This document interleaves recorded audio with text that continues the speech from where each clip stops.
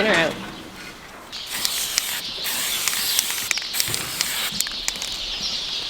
Hi, Miles. What are you saying? Don't touch it. Don't touch the camera. So this officially marks the start of spring lambing. Much happier.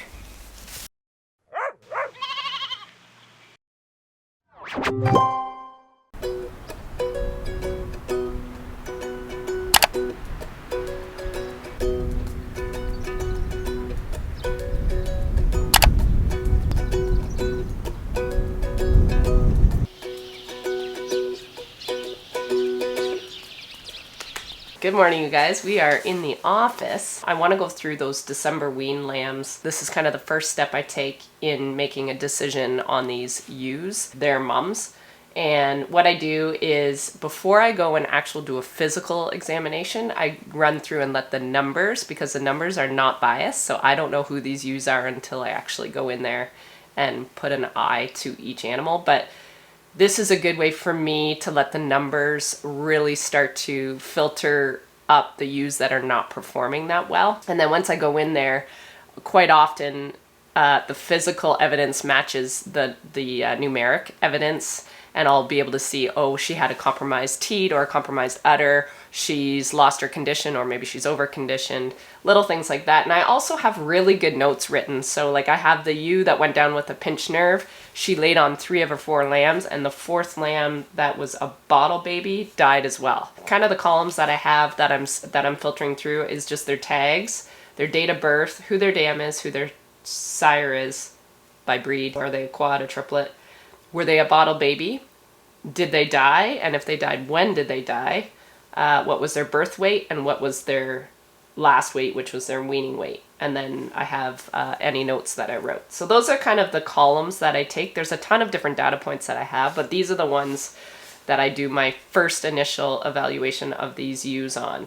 And quite often I get more numerically that kind of get brought to my attention. And sometimes I'm just tough on the ewes, and I'll put, instead of just automatically saying she gets shipped, I'll actually write, just check this ewe, see what's going on.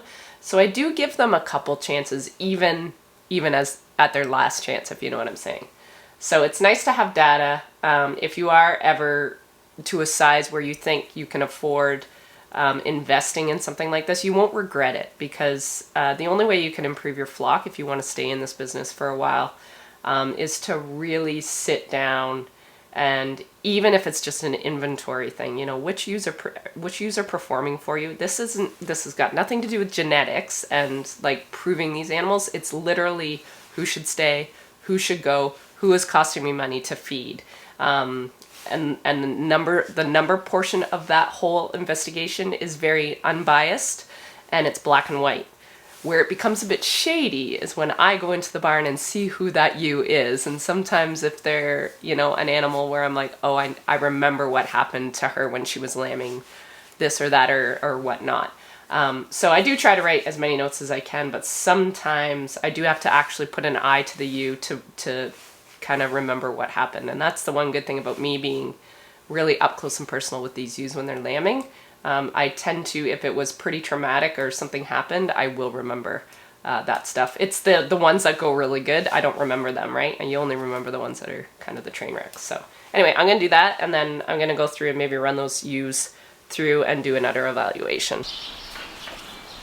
Got the ladies all in here ready to go. It was not easy. I got too many, I think. In or out? Goat.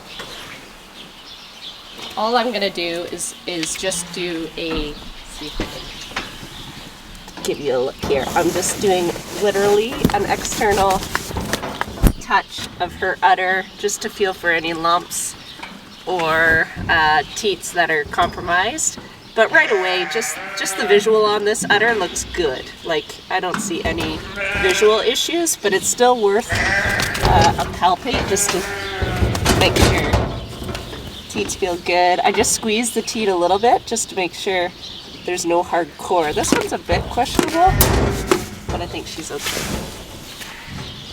So they're good and dried off now. They've been dried off for a couple weeks, most of these.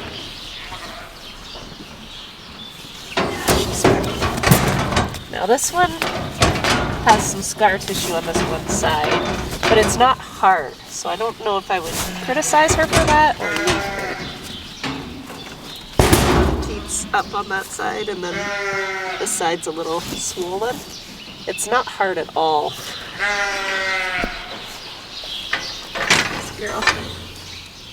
This girl's totally dried off.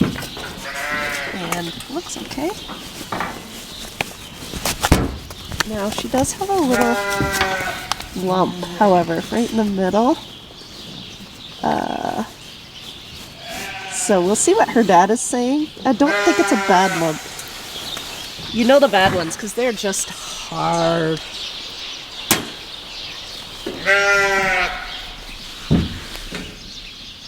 Yeah, so I'm just going to go through and keep doing that. I'm going to scan their tags with the Gallagher, set up a session here quick. Scan the tags and make sure they don't, that they aren't on my list here. I'll have this handy to the side. I could have entered all these onto here, I just didn't. If there was many more, I would have. But sometimes I just like writing it down. I'm just going to call this group 2 sort.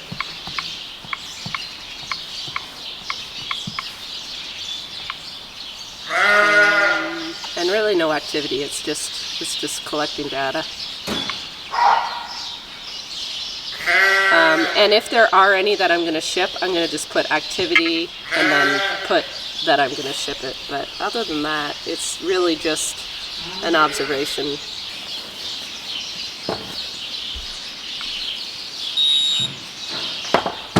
I am going to mark them. If it's a lumpy udder, I'm going to put an X on her back and mark them in the Gallagher.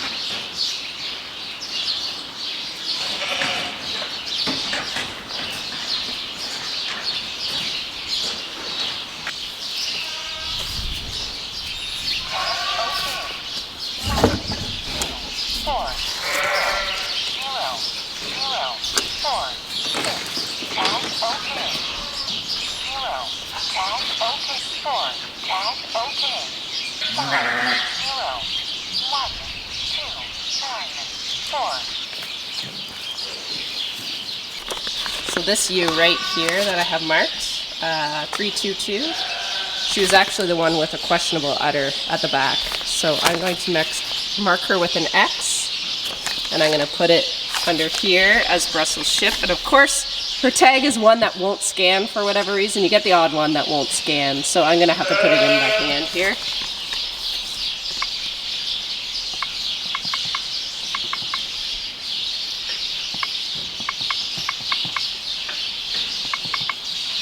Tag okay.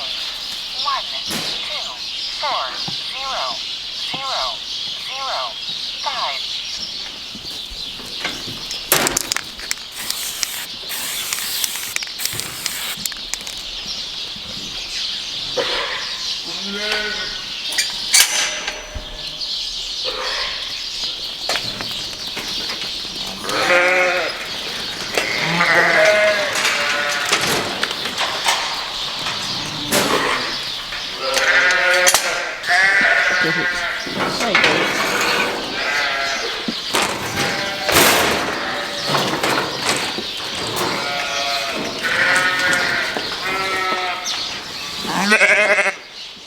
Okay, you guys, it felt really bad. I feel like I marked a lot with some pretty compromised udders, which just means there was enough with a hard lump in them. Now, a few, I'm questioning myself if they still have a little bit of swelling from drying up. Typically, if I let some go through, not a word of a lie, when Charlie is shearing pre-lambing, he'll have one or two and he'll be like, Sandy, come here. And he'll like show me the udder and I'm like, darn it. That's one I probably said it's good enough. It's not that bad.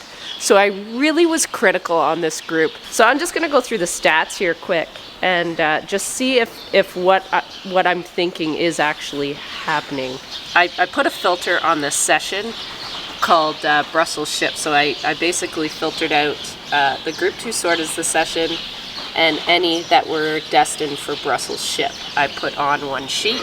So it looks like I picked 18 out of this group. 13 I had marked to check, and I have 18. So I ended up with 5 more than I had written down, and that's what can happen. So that's why I always do a physical check as well as the numbers check, because sometimes the numbers don't tell you everything. Anyway, that job is done. Now it's clean up. I am breaking in a new pair of boots today, and I've got a blister on my heel, and I was so excited to get these. All my Australians are going to be so happy. I used to get Blundstones, not crazy about them anymore, and I've switched to these red backs, but this, for whatever reason, I think my left foot's a bit bigger than my right, and my heel is really rubbing. Oh no, I've already got a little gouge out of them. Darn it. And I think I got a blister, so I'm babying that. So I'm going to just gingerly clean up here and feed some bottle lambs. So you guys fear not, you will have some lamb spam. Just give me a second to clean up.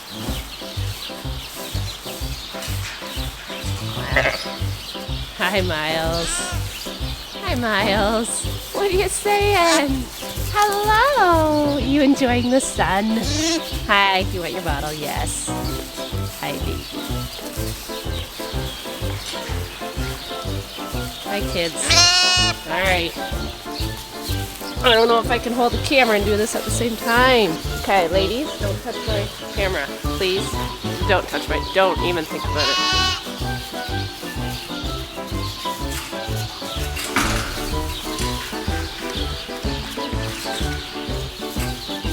Don't touch it. Don't touch the camera.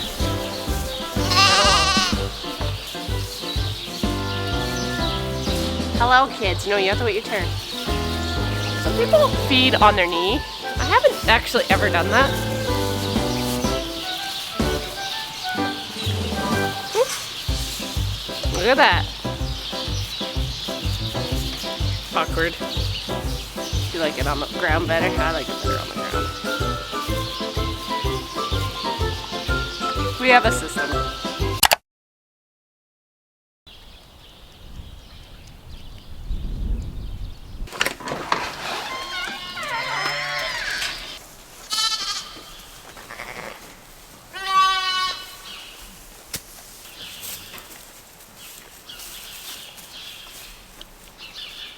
Welcome to a Sunday night surprise in the barn. This lambing group is due to start tomorrow, but as you remember, we have a few early birds due to a prison break. So this officially marks the start of spring lambing, and I'm pretty pumped. We're starting out with a really nice set of triplets. The first one, Mom did unassisted. The second one was coming out backwards, so I did pull him out.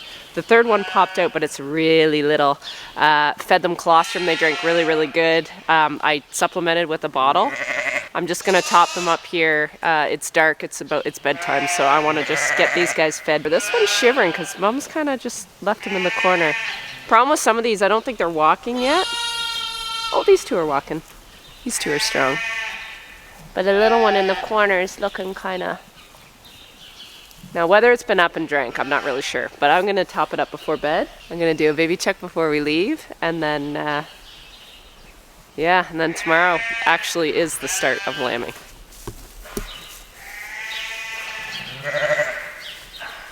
I fed this lamb and it drank 150 mils. It's so little. I'm surprised it drank so much. So it looks a lot happier now. Hello. Much happier. Hey, buddy. You look much bigger in my camera than you do up close. I'll just walk and talk here quick. Yeah, yesterday was a good day. My friend Nikki from River Road Brewery, if you guys remember, they took Rusty a few months ago, and she texted me on Friday, I think, And she's starting to lamb now, and she really wants Rusty out of the pen, but Rusty is such a suck that he cries and cries and cries because he's all by himself. So she was like, is there any way I could grab Noah for a companion for Rusty? You guys, someone's here to pick up Noah. Noah's gonna go drink beer with Rusty, aren't you, Noah? Hi, buddy. Come here. He's so big now. Yeah, so Noah is gonna go hang out at River Road Brewery with Rusty and Nikki. So Rusty got a little friend, because this is the other one we fell in love with, and Nikki fell in love with him too. So cute. And he matches Rusty. Hey? So now all my pets are going somewhere. Buy one, get one free. It's a happy, happy day. Okay, you want to go to the brewery? Have fun. Do me proud.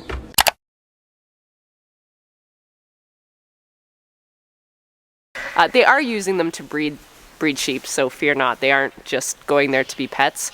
Actually, I'd strongly recommend people to not actually befriend rams, because they can turn when you least expect it. So if you ever watch my channel and you start questioning, you know, like, why can't you keep them? Why don't you make a pet? Why don't you have it running around the house?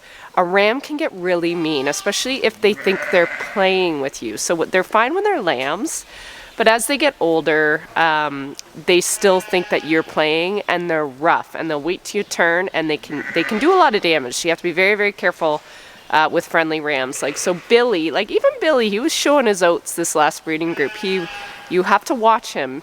So I love him, but I don't trust him. I don't trust any of them. So yes, that is not my occupation, is to sell stock at all, but I have a relationship with Nikki and their family. So she came on Saturday and picked up Noah. While she was picking up Noah, the little lamb, if you remember, I caught it in a video with that last group days before I was weaning them, and this little brown-faced one that looks much like Cinnamon, he came up and started like nudging me and wanting pet. Anyway, he did that to her, and she was like, oh, this one's awfully friendly. I'm like, yeah, that one's really friendly.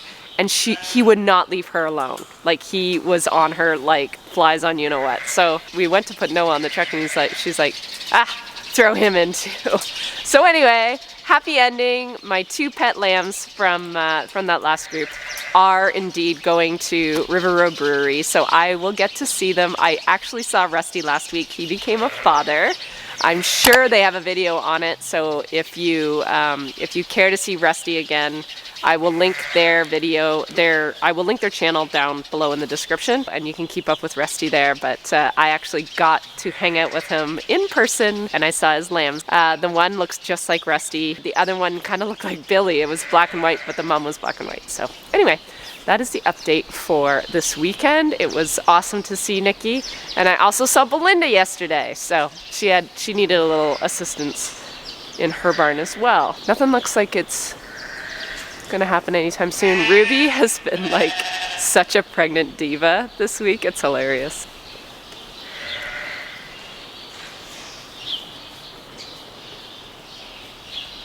All right, girls. I'm gonna go to the house.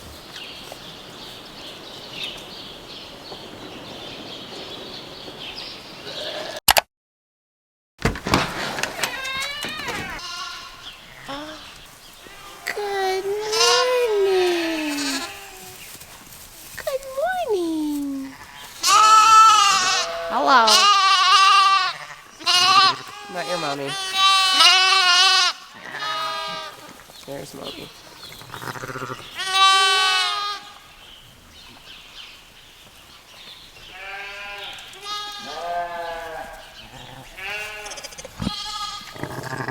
Good mom.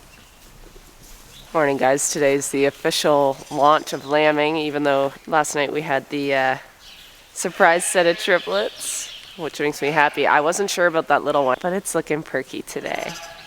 Never sure on those really little ones. They weren't completely dried off either, and it got cold last night, so I wasn't sure. I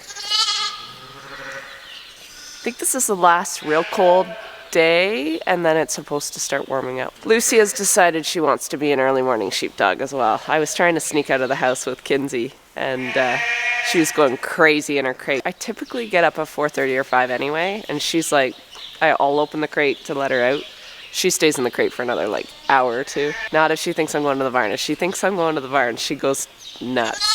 So I think Kinsey has trained her that. Anyway, let's go see if we have any babies.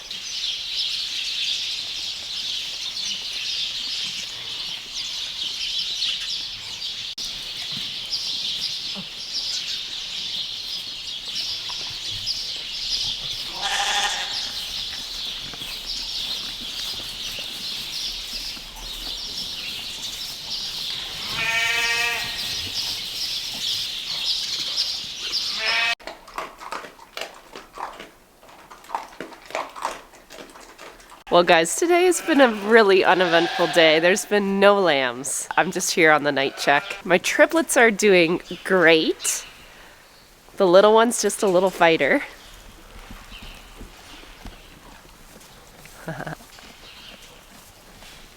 What we did miss, this ewe actually had 4. So I came into bed her this morning after breakfast, and I noticed, I thought there was a rock in the straw in her bedding, and I went to grab it. It was moist, so it was not a rock.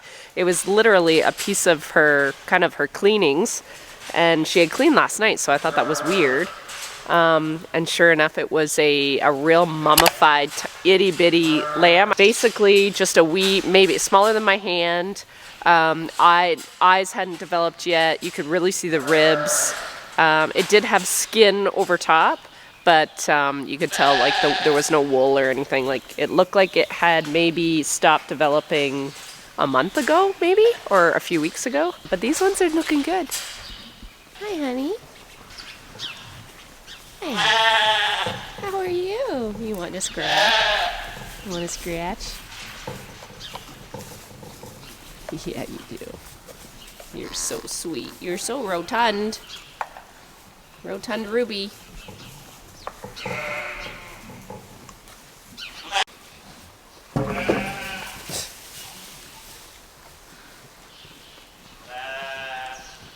Nothing down here, ladies? This is usually the hot spot. All right. Looks like we are free to go in for the night.